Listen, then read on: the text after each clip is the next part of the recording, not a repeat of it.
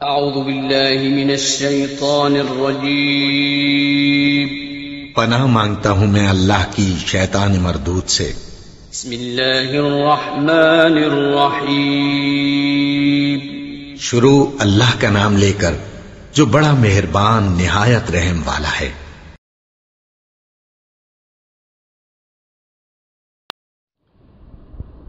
اعوذ باللہ من الشیطان الرجیم بسم اللہ الرحمن الرحیم وقالت اليهود ليست النصارى على شيء وقالت النصارى ليست اليهود على شيء وهم يتلون الكتاب كذلك قال الذين لا يعلمون مثل قولهم فالله يحكم بينهم يوم القيامة فيما كانوا فيه يختلفون ومن أظلم ممن منع مساجد الله أن يذكر فيها اسمه وسعى في خرابها أولئك ما كان لهم أن يدخلوها إلا خائفين لهم في الدنيا خزي ولهم في الآخرة عذاب عظيم وقالت اليهود اور کہنے لگے یہودی لیست النصارى نہیں ہیں عیسائی علی شیء کسی بھی چیز پر، وقالت النصارى اور کہنے لگے عیسائی لیست الیہود علی شیء نہیں ہیں یہودی کسی بھی چیز پر، وہم یتلون الکتاب اور وہ سبھی پڑھتے ہیں کتاب، کذالک ایسے ہی قال الذین کہا ان لوگوں نے لا یعلمون جو علم نہیں رکھتے،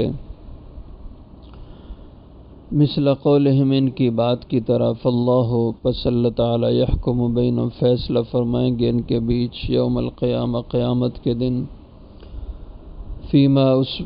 بارے میں کانوا فیہ یختلفون کہ تھے وہ جس میں اختلاف کرتے، ومن اظلم اور کون زیادہ ظالم ہوگا ممن اس شخص سے جو منع اس نے روکا مساجد اللہ اللہ کی مسجدوں سے، ان یذکر یہ کہ لیا جائے فیہا ان میں اسمہ نام اللہ کا، وسعى اور اس نے کوشش کی فی خرابہا ان کی بربادی ان کی ویرانی میں، اولئک وہی لوگ ہیں ما کان لہم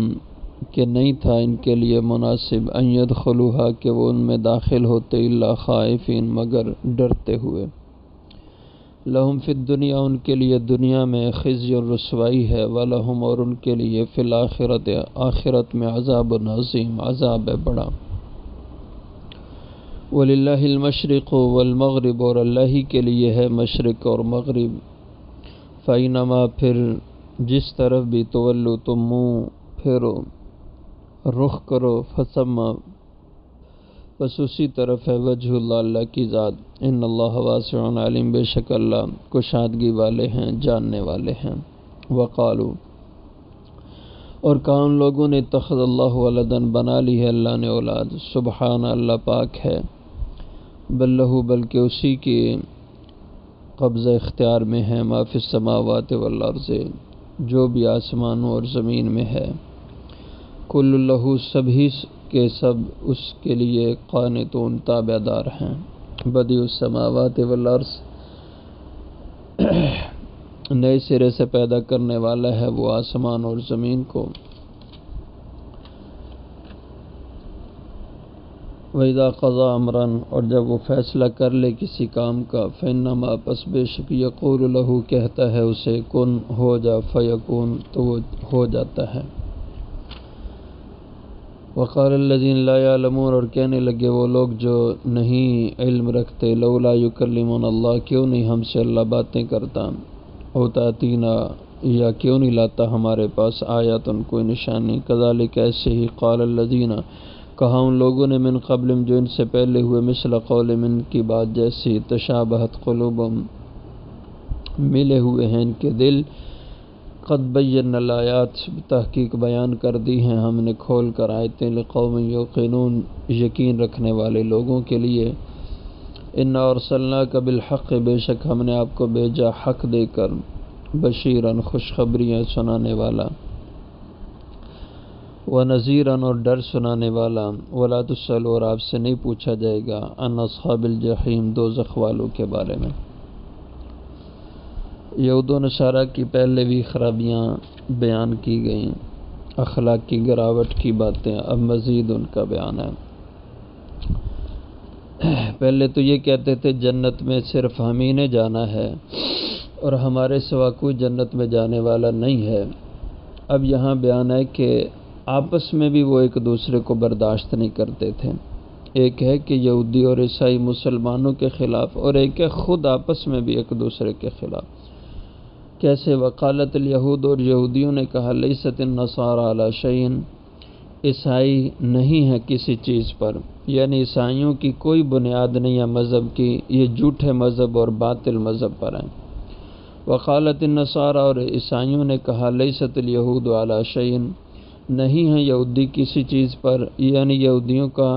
کوئی دین مذہب نہیں ہے، ان کے مذہب اور دین کی کوئی بنیاد نہیں ہے، بے بنیاد ان کا مذہب ہے، جھوٹا ہے۔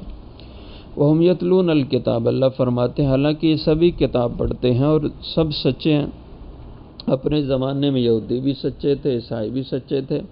اور دونوں کے مذہب ٹھیک تھے، دونوں کی کتابیں، عیسائیوں کی کتاب انجیل سچی، یہودیوں کی کتاب تورات سچی کتاب ہے۔ لیکن جب حضور صلی اللہ علیہ وسلم تشریف لائے تو تب یہ دونوں کتابیں بھی منسوخ ہو گئیں، اور دونوں کی عیسائی اور یہودیت کے مذہب اور دین اور شریعت بھی منسوخ ہو گئے۔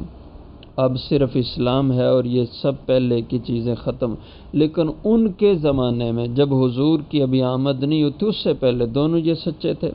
اس لیے فرمایا یہ دونوں ایک دوسرے کو برا کہتے ہیں۔ اسی طرح کذالک، اسی طرح قال الذین، کہا ان لوگوں نے لا یعلمون جو علم نہیں رکھتے، یعنی جاہل لوگ ہیں۔ اس سے مراد مشرکین مکہ، عرب کے لوگ، کہ وہ بھی ایک دوسرے کو غلط کہتے، اسی طرح عرب کے لوگ بھی دوسروں کو کہتے یہ سب غلط ہیں اور ہم دین ابراہیمی پر چلنے والے ہیں۔ مثل قولہم، انہوں نے بھی ان کی طرح کی بات کی، حالانکہ یہ خود غلط تھے۔ ان بدبختوں نے تو بت پرستی شروع کر دی تھی، بیت اللہ شریف میں بت گھڑ کے رکھے ہوئے تھے۔ فاللہ یحکم بینہم، تو آج دنیا میں سب ایک دوسرے کو جھوٹا کہتے ہیں، اگرچہ دلائل سے اللہ نے واضح کر دیا ہے کہ سچا صرف اسلام ہے، نہ بت پرستی سچا دین ہے، نہ عیسائیت، نہ یہودیت ہے۔ لیکن آج دلائل ہیں علمی، جن کو کچھ سمجھتے ہیں کوئی نہیں سمجھتے۔ تو کل قیامت والے دن اللہ تعالیٰ فاللہ یحکم بینہم، پس اللہ تعالیٰ فیصلہ فرما دیں گے ان کے بیچ یوم القیامہ، قیامت کے دن، فیما، ان ساری چیزوں، ان سارے ایشوز پر، کانوا فیہ، جن کے اندر وہ اس دنیا میں یختلفون، اختلاف کرتے تھے۔ جیسے آج بھی مختلف مسالک، ہر ایک اپنے کو سچا دوسرے کو جھوٹا کہتا ہے، لیکن آج بھی دلیل سے، قرآن و سنت سے واضح ہے کہ سچ کیا ہے، جھوٹ کیا ہے، کون صحیح طور پر قرآن پہ عمل پیرا ہے، سنت نبوی پہ عمل پیرا ہے، اور کون اس سے انحراف کر رہا ہے اور اپنی مرضی کا دین بنا کے اس پہ چل رہا ہے۔ دلائل سے آج بھی حق واضح ہے، لیکن کل قیامت کے دن اللہ عملی فیصلہ فرما کے جو حق پر ہیں وہ جنت میں اللہ بھیج دیں گے، جو باطل پر ہوں گے انہیں اللہ دوزخ میں بھیج دیں گے۔ یوں عملاً واضح طور پر فیصلہ اللہ کریں گے جو سب کے سامنے آ جائے گا۔ وَمَنْ أَظْلَمُ مِمَّن مَّنَعَ مَسَاجِدَ اللَّهِ، یہاں اس آیت کریمہ میں یہ مضمون بیان ہوا ہے کہ جو لوگ اللہ کے گھروں سے روکتے ہیں اور عبادت کے لیے رکاوٹ پیدا کرتے ہیں، یہ بڑے ظالم لوگ ہیں۔ جیسے اس دور میں مشرکین نے آپ صلی اللہ علیہ وسلم جب 6 ہجری میں صحابہ کے ساتھ قافلے میں مدینہ طیبہ سے بیت اللہ شریف میں آئے کہ عمرہ ادا کریں، لیکن حدیبیہ کے مقام پر مشرکین نے آپ کو روک دیا اور مکہ میں داخل ہونے کی اجازت نہیں دی، اور آپ صلی اللہ علیہ وسلم پھر 6 ہجری کو یہاں سے واپس چلے گئے۔ اگلے سال 7 ہجری میں آپ پھر تشریف لائے اور جو عمرہ قضا ہو گیا تھا آپ کا وہ آ کر آپ نے ادا فرمایا۔ تو اس کے متعلق فرمایا وَمَنْ أَظْلَمُ، اور کون زیادہ ظالم ہو سکتا ہے، ممن، اس شخص سے، منع جو روکے،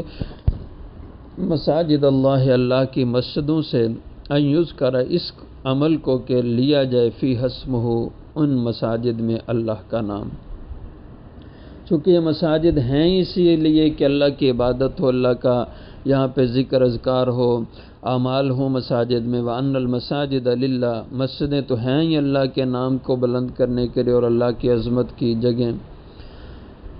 فَلَا تَدْعُوا مَعَ اللَّهِ أَحَدًا، مساجد میں اللہ کے سوا اور کسی کا نام بلند نہ کیا جائے، یعنی کسی اور کی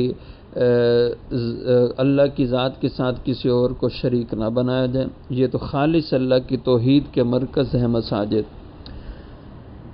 تو مسجد کو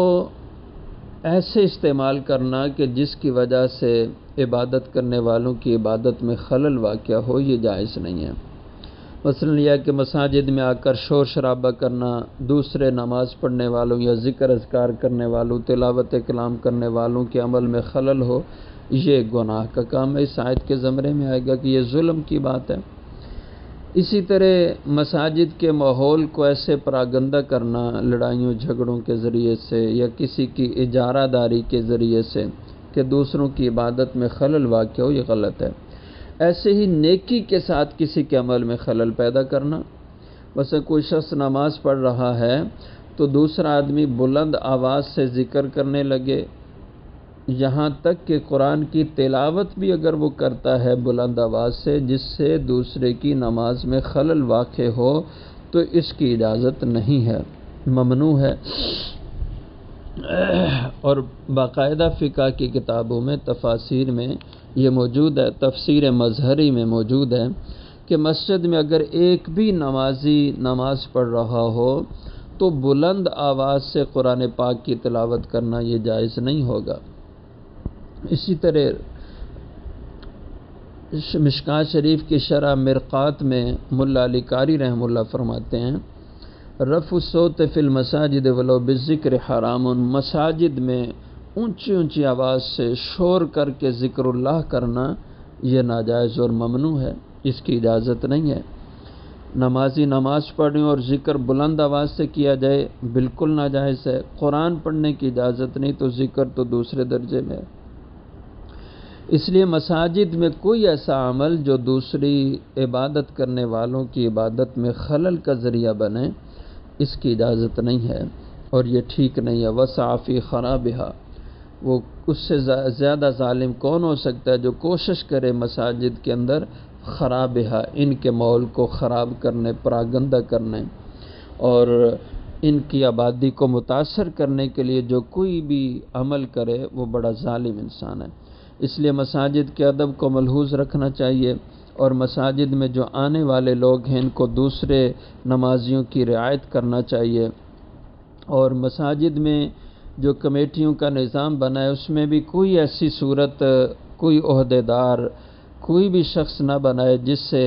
مسجد کے نمازیوں کے لیے تکلیف کی صورت بنے، دوسرے نمازیوں کی عبادات میں خلل واقع ہو اور مسجد کی آبادی جس سے متاثر ہو۔ مسجد کے نمازی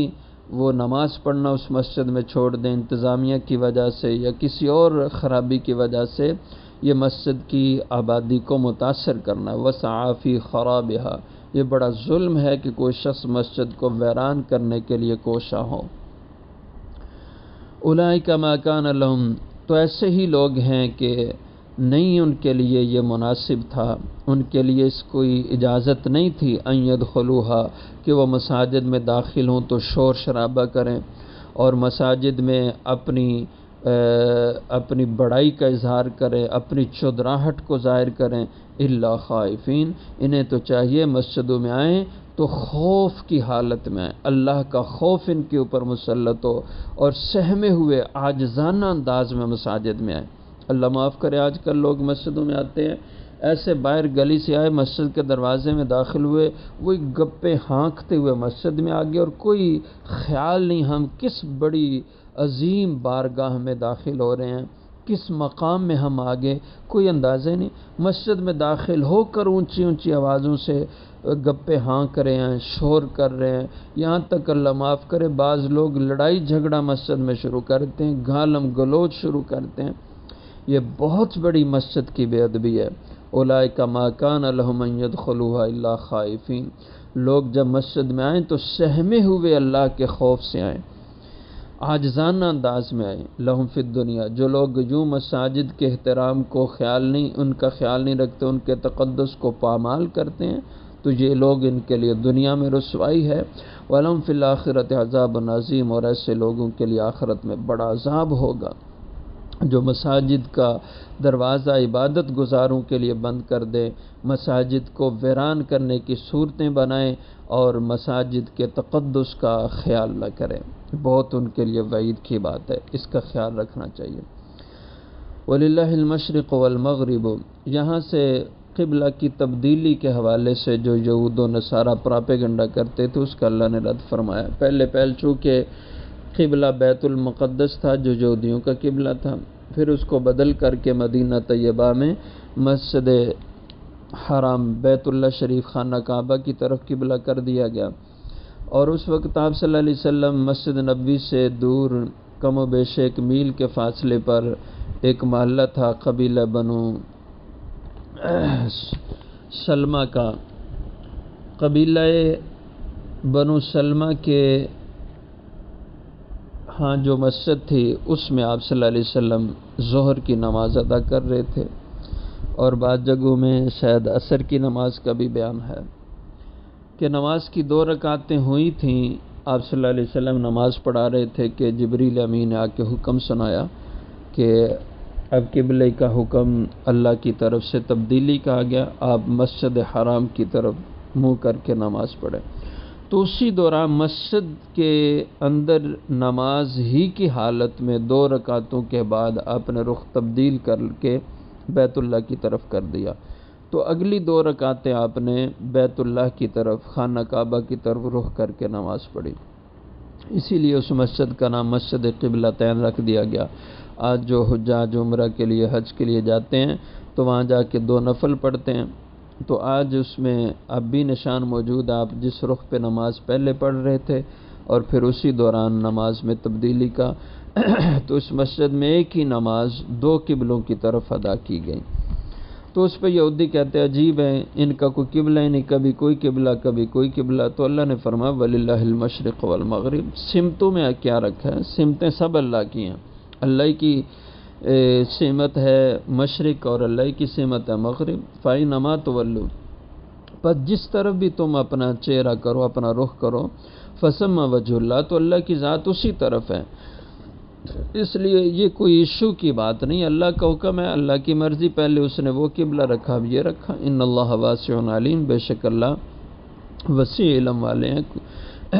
اس کے علم کی بنیاد پہ یہ ہوتا ہے، اس کی حکمتیں ہوتی ہیں۔ وقالوا اتخذ اللہ ولدا سبحانہ، یہودی عیسائی مشرک سب اللہ کی اولاد بناتے تھے۔ یہودیوں نے کہا حضرت عزیر علیہ السلام اللہ کے بیٹے ہیں، عیسائیوں نے کہا حضرت عیسیٰ علیہ السلام اللہ کے بیٹے ہیں، اور مشرکین مکہ کہتے تھے کہ فرشتے اللہ کی بیٹیاں ہیں۔ تو اللہ فرماتے ہیں وقالوا اتخذ اللہ ولدا سبحانہ، ان لوگوں نے کہا کہ اللہ نے بنا لی ہے اولاد، سبحانہ، حالانکہ اللہ تو اولاد سے پاک ہے، اللہ کو کسی بھی ایسے سہارے کی احتیاج ضرورت نہیں ہے، وہ محتاج نہیں کسی کا، وہ بے نیاز اللہ ہے۔ بل لہ ما فی السماء، بلکہ اس کی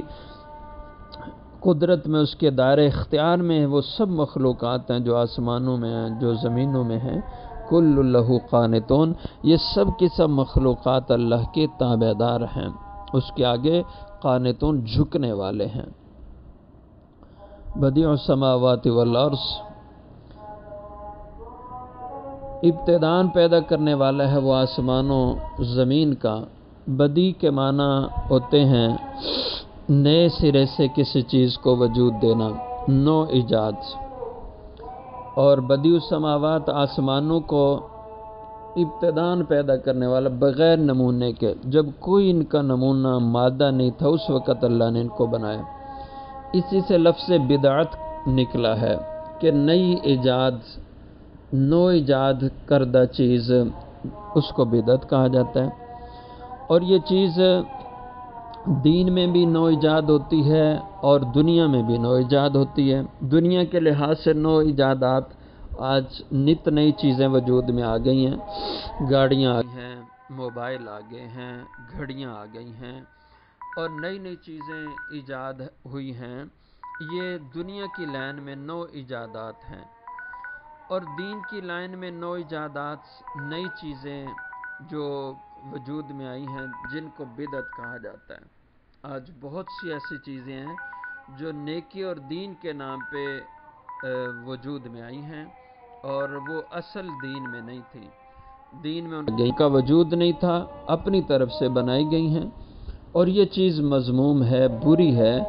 رسول اللہ صلی اللہ علیہ وسلم نے اس سے منع فرمایا۔ بخاری شریف کی حدیث ہے، آپ صلی اللہ علیہ وسلم نے فرمایا من احدث فی امرنا ھذا ما لیس منہ فہو رد۔ من احدث فی امرنا ھذا، جس نے ہمارے اس دین کے معاملے میں کوئی بھی نئی چیز ایجاد کی، نئی چیز گھڑی اور نئی چیز کو وجود دیا، ما لیس منہ، جو اس دین میں پہلے نہیں تھی، فہو رد، اس کو رد کر دیا جائے، اس کو قبول نہ کیا جائے، وہ مردود چیز ہے۔ تو دین کے نام پر کوئی بھی نئی چیز، نیک کام، نیک عمل، وہ دین نہ ہو، اس کو دین شمار کرنا، دین قرار دینا، یہ بدعت کہلاتا ہے، اور اس کی دین میں کوئی گنجائش نہیں ہے۔ وہ نیک کام اپنی ذات میں اگرچہ کتنا ہی اچھا کیوں نہ ہو، جیسے مشکوٰۃ شریف میں روایت ہے، حضرت عبداللہ بن مسعود رضی اللہ عنہ مسجد میں تشریف لائے اور دیکھا کہ مسجد کے اندر بہت سارے لوگ اکٹھے ایک حلقہ بنا کے، گروپ بنا کے زور زور سے ذکر کر رہے ہیں۔ تو آپ نے فرمایا یہ کیا کر رہے ہیں؟ انہوں نے کہا اللہ کا ذکر کر رہے ہیں۔ فرمایا نکل جاؤ، تم بدعتی لوگ ہو، اللہ کے نبی صلی اللہ علیہ وسلم کو ہم نے ایسے کرتے ہوئے نہیں دیکھا۔ تو ڈانٹ کر کے انہیں مسجد سے نکال دیا کہ یہ کیا تم بدعت کر رہے ہو، حضور صلی اللہ علیہ وسلم نے تو ایسا عمل نہیں کیا۔ تو اب کوئی بھی نیک کام آپ نیک سمجھ کے کر رہے ہیں اور وہ دین میں پہلے اس سے نہیں ہے، نہ حضور صلی اللہ علیہ وسلم کے زمانے میں یہ نیکی کا کام تھا، نہ صحابہ کے زمانے میں یہ نیکی کا کام، یہ نیکی کی شکل تھی، نہ تابعین تبع تابعین کے زمانے میں، یعنی خیر القرون میں جو پہلی 2-3 صدیاں ہیں جو جن کو حضور نے بہترین زمانے قرار دیا، ان میں وہ نیکی اس شکل میں نہیں ہے، وہ نیک کام، وہ عبادت اس شکل میں، اس دور میں نہیں۔ اب کوئی آدمی کہہ رہا ہے کہ یہ بھی نیکی کا کام ہے، یہ بھی اچھائی کا کام ہے، کر لو، تو اس کو امت قبول نہ کرے کیونکہ وہ بدعت ہے۔ اور حضور نے صاف فرمایا جو بھی ہمارے اس دین میں نئی بات کو داخل کرے، شامل کرے، تو اس کو رد کر دو، وہ دین نہیں ہوگی۔ آج کل دیکھ لیں ہمارے ہاں ایسے بہت سی چیزیں ہیں جن کو رواج دیا گیا،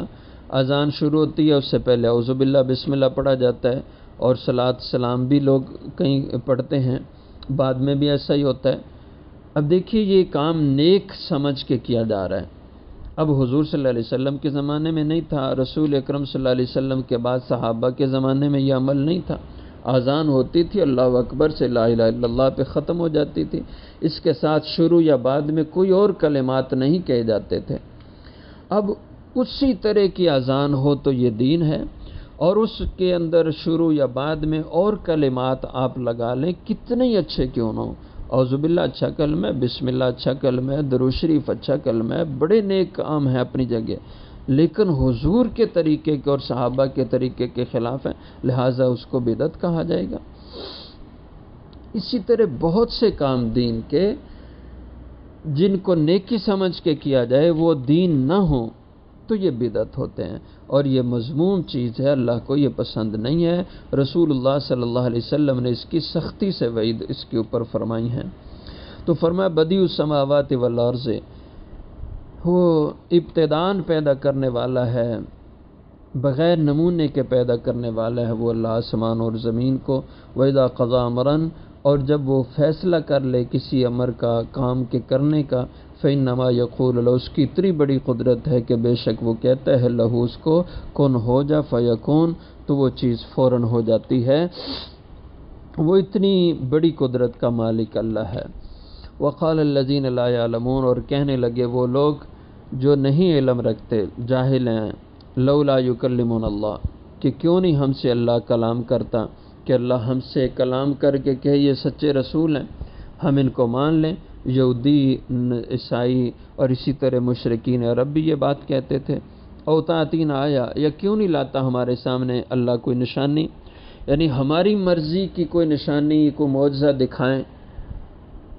تو اللہ فرماتے ہیں جیسے اب یہ لوگ کہہ رہے ہیں، عرب کے لوگ، کذالک قال الذین، اسی طرح کہا تھا ان لوگوں نے، من قبل، جو ان سے پہلے ہوئے تھے، مثل قول من ہی کی بات، جیسی بات کہی تھی حضرت موسیٰ علیہ السلام کو ان کے زمانے کے لوگوں نے کہا، لن نؤمن لک حتی نری اللہ جہرہ، ہم آپ کی بات نہیں مانیں گے، آپ پر ایمان نہیں لائیں جب تک اللہ ہمیں سامنے آ کے نہ کہے کہ یہ میرا موسیٰ ہے، میرا نبی ہے، اس کو مانو۔ اللہ فرماتے ہیں اسی طرح انہوں نے بھی کہا تھا، لیکن خدا کی پکڑ ہے، اللہ ناراض ہوئے اس بات پہ۔ تشابہت قلوبہم، ملتی جلتی ہیں ان کی باتیں آپس میں، کیونکہ ان کے دل ملے ہوئے ہیں۔ تشابہت قلوبہم، ملے ہوئے ہیں ان کے دل، دین کے خلاف وسوسوں کے حوالے سے، شرارتوں کے حوالے سے۔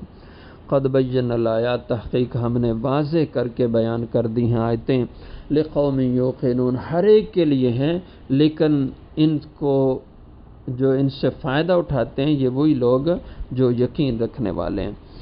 ان ارسلناک بالحق بشیرا ونذیرا، بے شک ہم نے آپ کو بھیجا ہے اے نبی، اے محبوب، اے حبیب صلی اللہ علیہ وسلم، بالحق بشیرا، حق کے ساتھ ہم نے آپ کو بھیجا ہے، آپ سچ لے کر آئے ہیں، سچے نبی اور رسول ہیں۔ بشیرن، ہم نے آپ کو خوشخبریاں سنانے والا بنا کے بھیجا کہ جو مان جائیں آپ کی بات، آپ کے مشن پر چل جائیں، ان کو آپ جنت کی خوشخبریاں دیں۔ ونذیرا، اور جو آپ کی بات کو ٹھکرا دیں، نافرمانی آپ کی کریں، آپ کی اتباع نہ کریں، اپنی مرضی کا دین بنا کے اس پر چلیں، بدعات کے راستے بنائیں، تو ایسوں کو دوزخ سے ڈر سنا دیں۔ نذیرہ، دوزخ کا ڈر سنانے والا بنا کر آپ کو ہم نے بھیجا۔ یہ حضور صلی اللہ علیہ وسلم کی صفات اللہ نے بیان فرمائی۔ تو اس کے باوجود جو لوگ آپ کی بات نہیں مانتے، آپ کی تعلیمات پہ عمل پیرا نہیں ہوتے، تو آپ پریشان نہ ہوں۔ ولا تسألوا، اور نہیں آپ سے پوچھا جائے گا، عن اصحاب الجحیم، دوزخ پر چلنے والوں کے لیے، جو دوزخ میں جائیں گے ان کے دوزخ میں جانے پر آپ سے پوچھ گچھ نہیں ہوگی، کیونکہ آپ نے دنیا میں انہیں اس راستے سے روکا تھا، اس راستے سے آپ نے بچانے کی کوشش کی تھی، اس لیے آپ بری الذمہ ہیں۔ کل وہ جب دوزخ میں جائیں گے تو ولا تسألوا، آپ سے نہیں پوچھ گچھ ہوگی، عن اصحاب الجحیم، دوزخ والوں کے بارے میں۔ وآخر دعوانا الحمد